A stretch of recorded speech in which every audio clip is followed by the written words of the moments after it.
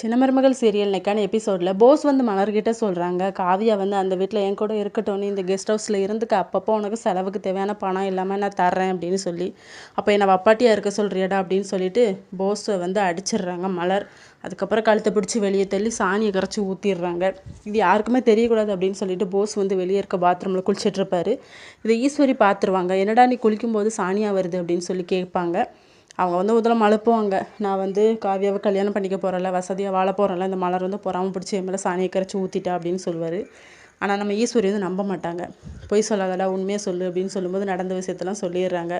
கொஞ்ச நாள் நீயும் கல்யாணம் முடியத்தட்டு கொஞ்சம் அடக்கி வாசி அப்படின்னு சொல்லிட்டு ஈஸ்வரி வந்து திட்டுறாங்க.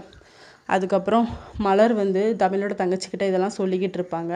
அப்போ நம்ம தமிழும் வருவாங்க. ஆனால் தமிழுக்கு வந்து இந்த விஷயம் தெரியாது. வாங்கக்கா உங்கள் படிப்பை பற்றி நம்ம ஐயாட்ட பேசிட்டு வரலாம் அப்படின்னு சொல்லிட்டு இங்கே வந்து கேட்பாங்க.